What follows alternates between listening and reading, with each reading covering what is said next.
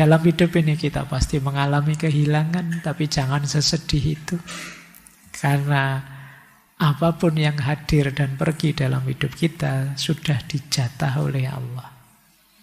Jadi jangan sedih kalau ada yang lepas, ada yang luput. Karena tidak mungkin lepas kalau itu jatah kita. Dan tidak mungkin akan menetap di kita kalau itu bukan jatah kita.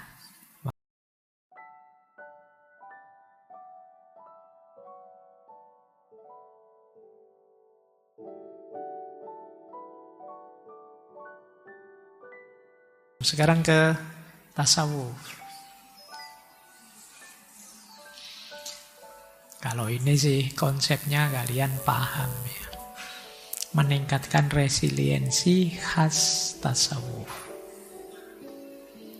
Resiliensi itu berarti kondisi jiwamu yang pantang menyerah untuk berikhtiar. Sabar, istiqomah mengikuti prosesnya. Warok, mampu menahan diri, mengendalikan diri. Qanaah, kalian siap menerima apapun pemberian Tuhan padamu. Jadi ketika jiwamu terbentuk dengan 4 karakter ini, bisa dipastikan daya resiliensimu tinggi. Kalian siap berikhtiar, sabar mengikuti proses jatuh bangunnya, senantiasa warok, mampu mengendalikan dirimu, mengendalikan batin pikiranmu.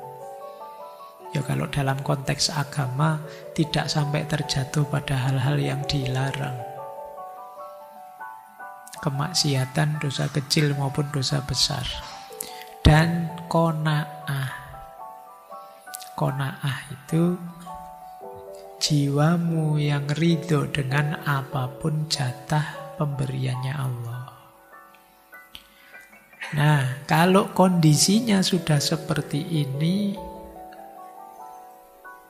jalankan itu, fungsikan itu untuk melakukan 3 hal. Kalau dalam tasawuf ya. Yang pertama, kita fungsikan untuk tawajud. Yang kedua untuk tajarrud. Dan yang ketiga untuk tazkiyatun nafas. Tawajud itu menemukan yang maha wujud. Sampai pada yang maha wujud, sampai pada Allah. Jadi daya resiliensi kita itu adalah jembatan untuk kita lebih dekat dengan Allah. Itu tawajud. Jatuh bangun lagi, jatuh bangun lagi. Motifnya apa? Biar lebih dekat dengan Allah. Ini dulu kita pernah belajar patah hati menurut sufisme. Itu bagaimana setiap kali luka itu hakikatnya apa? Terbukanya diri terhadap cahayanya Allah. Kita itu lebih sering ingat Allah ketika jatuh dibandingkan ketika tegak, diakui saja. Kalau pas ada masalah kan kamu terus tiba-tiba jadi orang soleh dadakan. Ada puasa Senin Kemis, sholat tahajud kan jadi begitu. Bayangkan kalau tidak ada masalah. Jadi kadang-kadang masalah itu mengantarkanmu pada Allah. Itu yang disebut tawajud. Yang kedua tajarrud. Tajarrud itu masalah itu menyadarkanmu untuk tajrid, melepaskan diri dari hal-hal duniawi. Tidak lagi melekat terhadap yang duniawi. Itu namanya tajarrud. Jadi kalau kemarin kamu serakah, kamu ambisius, kalau begitu gagal kamu sadar ternyata seilusi itu dunia. Nah, terus kamu mulai bisa pelan-pelan melepaskan keterikatanmu. Itu fungsi tajarrud. Dan pada akhirnya bisa tazkiyah. Bersih dirimu. Kalau sudah tajarrud, tawajud, tentu saja bersih sudah. Jiwamu yang bersih. Jadi resiliensi secara spiritual bisa mengantarkanmu pada Tuhan, membebaskanmu dari keterikatan duniawi dan membersihkan jiwamu. Itulah kenapa resiliensi penting. Kalau di surat Al-Hadid ditegaskan likaila taksau ala ma fatakum wala tafrohu bima atakum. Supaya engkau tidak bersedih hati terhadap apa yang luput dari kamu dan tidak terlalu gembira terhadap apa yang diberikan padamu. Biasa saja, jangan terlalu berlebihan. Nah, ini berarti orang yang kuat, daya resiliensinya tinggi. Wallahu la yuhibbu kulla mukhtalin fakhur.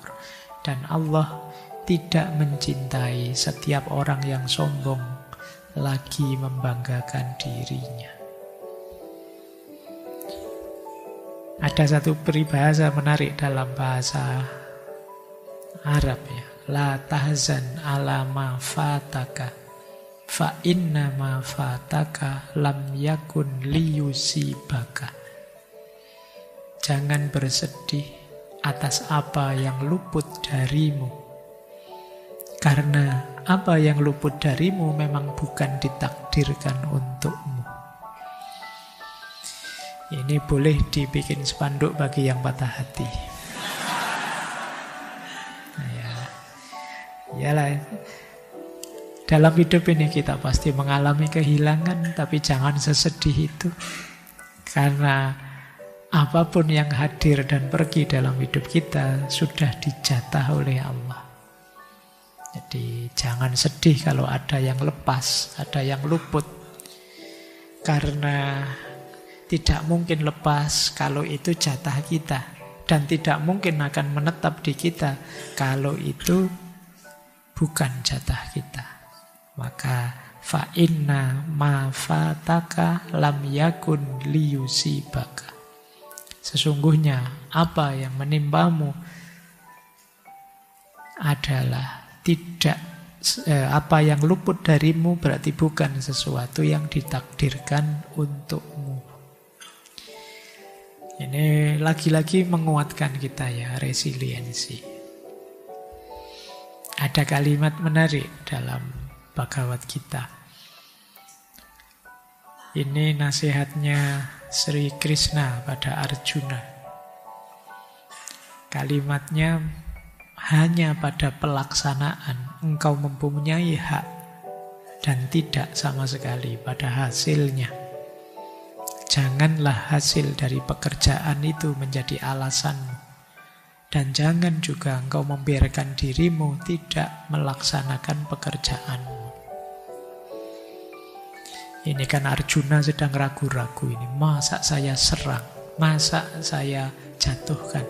Masa saya bunuh? Ini saudara-saudara saya semua di depan saya. Tapi kan terus Krishna mengingatkan, sudahlah. Kalau itu memang tugasmu, jalankan saja. Tidak usah terlalu panjang, terlalu overthinking, mikir hasilnya apa, efeknya apa.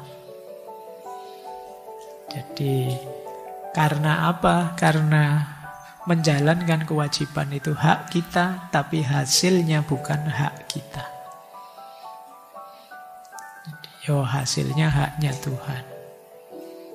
Jadi, jangan hanya karena memprediksi hasil terus kita tidak melakukan pekerjaan kita. Jangan juga engkau biarkan dirimu tidak melaksanakan pekerjaanmu. Ini dalil yang terakhir ini untuk kita semoga jangan malas. Kalau bukan kita yang menjalankan kewajiban kita, terus siapa? Kalian mahasiswa, kalau bukan kalian yang belajar, terus siapa? Kalian yang DPR, kalau bukan kalian yang mewakili rakyat, terus siapa? Kalau bukan kalian yang mengelola misalnya para pejabat Indonesia. Lah terus siapa? Lah kewajibanmu memang itu. Seperti saya bilang tadi, segala kekacauan ketika orang mulai lari dari kewajibannya, apalagi terus jatuh egoistik tadi.